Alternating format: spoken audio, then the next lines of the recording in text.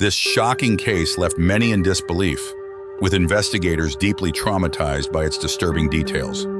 The severity of the crime led the judge to issue an unprecedented sentence, the first of its kind in the country, designed to prevent the perpetrator from ever reoffending. It is important to note that this is not a fictional account. These events are real.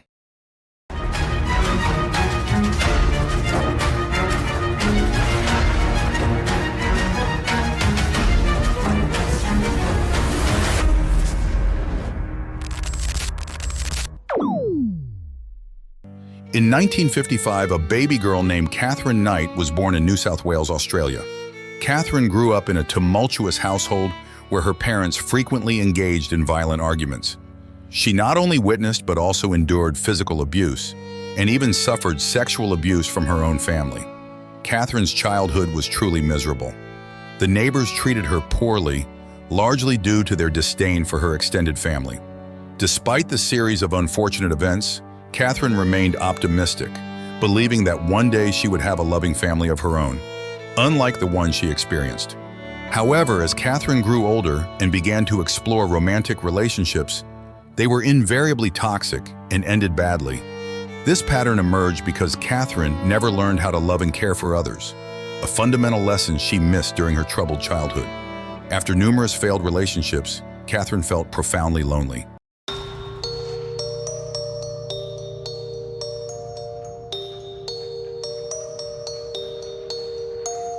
By 1995, at the age of 40, Kathy met a man named John Price. John, a widower with 3 children, stood out to Kathy as different from any man she had ever known. John, a miner by profession, mates were immediately worried when he didn't show up the next day. This made her fall deeply in love with him. The couple decided to move in together, and Kathy took on the role of caring for John's 3 children. The pair seemed perfectly matched.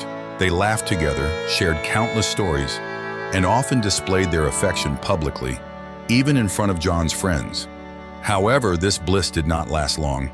Their relationship began to fracture when Kathy started questioning John's commitment to their future. She was eager for John to propose and marry her.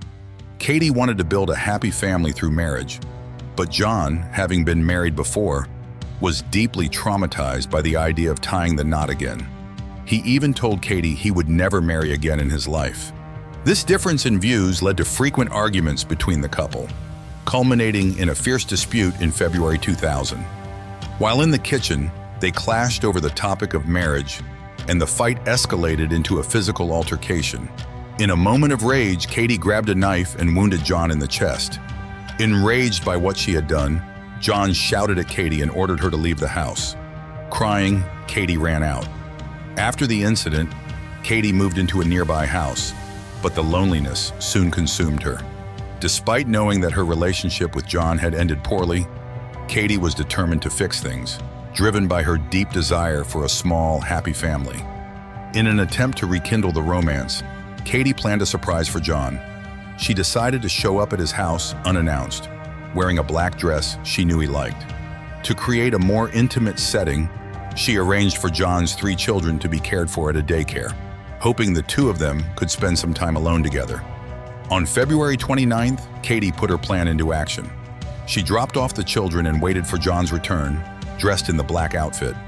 When John arrived home that evening, he found his children missing and a note left by Katie explaining their whereabouts. Kathy expressed her desire to mend their relationship and asked John to wait for her as she had a surprise in store. But after reading her letter, John was furious. He felt Kathy had crossed the line by making decisions about their children without his knowledge, dropping them off somewhere without consulting him. Seething with anger, John sat on the sofa, waiting for Kathy's arrival. The next morning, John didn't show up for work. His colleagues found this strange, as John was known for being diligent.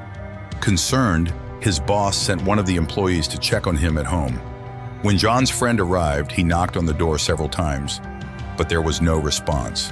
After repeated attempts, the house remained silent. As he was about to leave, he noticed a red stain on the doorframe, which caused him to panic. He reported it to his boss, who sensed that something was terribly wrong and decided to alert the authorities. When the police arrived at the house, they knocked on the door but received no reply. With no answer, officers checked the rear of the house, knocking again, but still no response. They forced the door open and entered a dimly lit, eerily quiet home. In the kitchen, officers found several plates with food, and next to them, a note with the names of John's children. Nearby, a pot was still steaming. The officers cautiously explored the rest of the house. Blood stains were found not only on the floor, but splattered across the walls, doors, light switches, and almost every corner of the home. As they approached one bedroom, they heard faint breathing from within. Inside, they found Kathy collapsed on the bed, surrounded by scattered pills. One officer immediately called for medical assistance, while the other continued to search the house. As he walked down the hallway, he noticed a curtain blocking his path. Gently, he pulled the curtain aside. After examining the room, the police initially found nothing unusual. However, one officer suddenly felt a cold sensation on his hand. Upon inspection, he realized his hand was covered in blood.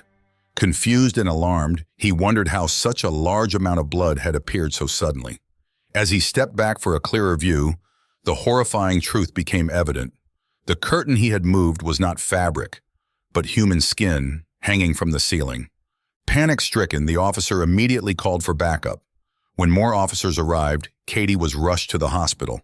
Meanwhile, in the kitchen, another officer opened a still-steaming pot, only to be overwhelmed with nausea and trauma. Inside the pot was John's severed head, boiled. The officers soon realized that the food on the plates in the kitchen had been made from John's flesh. The gruesome scene was far beyond what anyone could have imagined.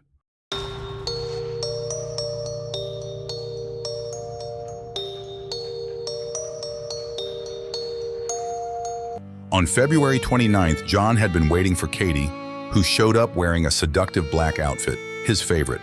Initially, the sight of her calmed his anger, and the couple ended up spending the night together. But after John fell into a deep sleep, Katie was overtaken by feelings of hatred and disgust, convinced that John never wanted to marry her, only to use her. Determined to teach him a lesson he would never forget, Katie grabbed her tools. A skilled butcher by profession, she knew exactly how to handle knives. Returning to the bedroom, Katie straddled John while he slept and plunged the knife into his chest. John awoke in agony, running toward the front door, but his weakened body collapsed. Katie dragged him back, and as he desperately clung to the doorframe, leaving the red marks his friend would later see, she stabbed him 36 times. With John bleeding profusely and barely clinging to life, Katie went to the kitchen to boil water. John's life slipped away moments later. Using her butchering skills, Katie skinned his body, removed his head, and placed it in the pot to boil. She then blended parts of his body into a grotesque meal, planning to serve it to his children when they returned home. This explained why the police found plates labeled with the children's names. Once Katie's condition stabilized, she was interrogated by police. She claimed to have little memory of the night's events, though she admitted to stabbing John 36 times. Throughout the interrogation, Katie portrayed herself as the victim, insisting that John was overprotective and abusive. However, police investigations revealed a darker side to Katie. 5 previous partners described their relationships with her as terrifying, with all of them fearing for their safety. One ex-boyfriend even recounted an incident in which, in a fit of rage, Katie had butchered his beloved pet. In court, witnesses and psychiatric experts testified about Katie's actions. They concluded that Katie had been fully aware of her horrific deeds. She was known to be manipulative and controlling, and if her partners didn't comply with her demands, she would not hesitate to act in ways beyond human comprehension. As the overwhelming evidence was presented, Katie sat expressionless, her face devoid of guilt or remorse. She stared blankly at the judge, who struggled to comprehend how any human could commit such atrocities. In the end, the judge sentenced Katie to life in prison without the possibility of parole, marking her as the first person in Australia to receive such a sentence. This case teaches a stark lesson. Love yourself first before trying to love others. And if a relationship feels wrong, it's better to end it before things spiral out of control. Life is about choices. Always choose to be kind. And that wraps up tonight's chilling tale, where mystery lingers and justice seeks its path. We never know what hides in the shadows, but together we'll continue to uncover case after case. Stay sharp And remember, not everything is always as it seems. If you enjoyed this investigation and want to dive into more criminal cases, don't forget to hit that subscribe button and turn on your notifications. We'll see you in the next episode, only on Midnight Case Files. Stay safe, and until next time.